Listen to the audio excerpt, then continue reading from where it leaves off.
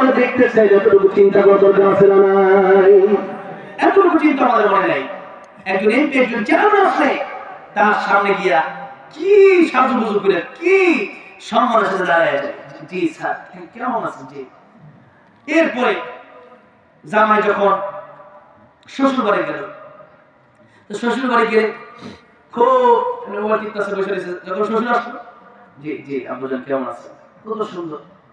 তবে সম্মান দুনিয়ার এমপি, মন্ত্রী, চেয়ারম্যান, নেতার ক্ষেত্রে আছে।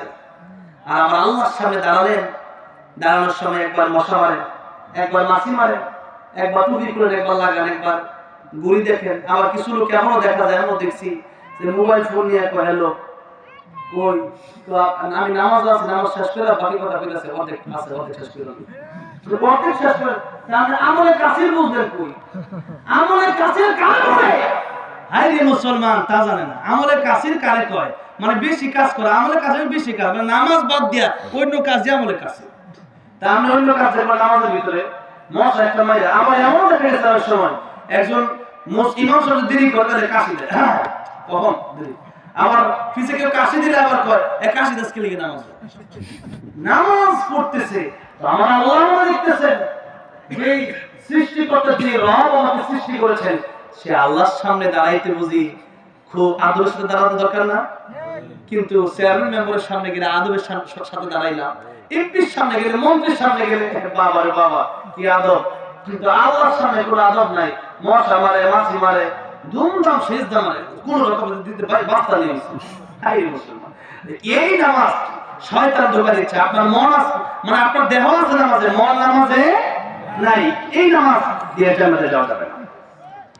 তাহলে যখন নাকি আপনার নফস আপনাকে ধোঁকা দিচ্ছে, হুজুর বলেছে নফস যখন ধোঁকা দেয়, শয়তান যখন ধোঁকা দেয়, তাই আল্লাহ সিস্টেম শিখিয়ে দিয়েছেন। আমাদের যখন দাঁড়ায় গেলাম তখন সূরা ফাতিহা তেলাওয়াত করার আগে তোমরা পড়ে নাও আউযু বিল্লাহি মিনাশ শাইতানির রাজীম।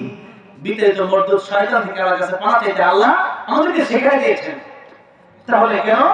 যে আমরা নিজেরা শয়তান থেকে বাঁচতে পারবো, আল্লাহ যদি না বাঁচায়। হুজুর বলছেন না 13 নম্বর প্রথম পৃষ্ঠার আয়াত তেলাওয়াত করে বলেছিলেন ইল্লা মা রাহিমা রাব্বি, আল্লাহর রহম যদি না হয়, আল্লাহর রহমত না হলে নফসের ধোঁকা থেকে বাঁচা যায়, শয়তানের ওয়াসওয়াসা থেকে বাঁচা যায়, তাই আল্লাহর কাছ থেকে পানা চাইতে হবে।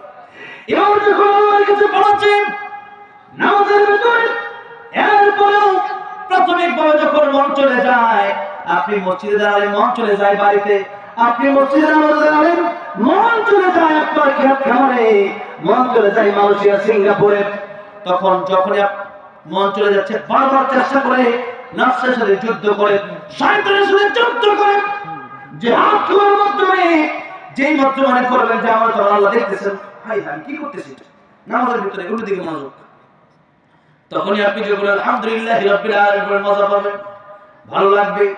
এরকম নামাজে যে শয়তানের সাথে এবং নফসের সাথে যুদ্ধ করতে পারে, এমন নামাজি তৃতীয় নামাজি, এমন নামাজিকে আল্লাহ রাব্বুল আলামিন maaf করে জান্নাতের মেহমান বানিয়ে দিবে। সুবহানাল্লাহ। নামাজের ভিতরে ঠিকঠাক নামাজ পড়তে হবে এবং শুদ্ধ তরিকায় নামাজ পড়ার চেষ্টা করতে হবে। এরকম আল্লাহর ভয় নিয়ে আল্লাহ দেখতেছেন, এরকম চিন্তা করে নামাজ পড়তে পড়তে 3 নাম্বার নামাজি 4 নাম্বার নামাজি হয়ে যায়। কেমন নামাজি? যে আল্লাহ দেখতেছেন, তখন এরকম চিন্তা করতে করতে একসময় আর শয়তান তাকে ধোঁকা দিতে পারে না। তখন সেই ব্যক্তি মন যখন নামাজে, তার মন যখন এমন যে আল্লাহ 24 ঘন্টা দেখতেছেন, যখন আল্লাহ যে বলছেন ইন্নাস সালাতা তানহা আনিল ফাহশাই ওয়াল মুনকার, যে নামাজ অশ্লীলতা, পাপাচার, নামাজ মানুষকে গুনাহ থেকে বাঁচায়। ও আল্লাহ, বড় শুরু হয়ে গেছে, খেয়াল করুন। ইনশাআল্লাহ 15 মিনিট শেষ করে আপনাকে কথা বলবো না।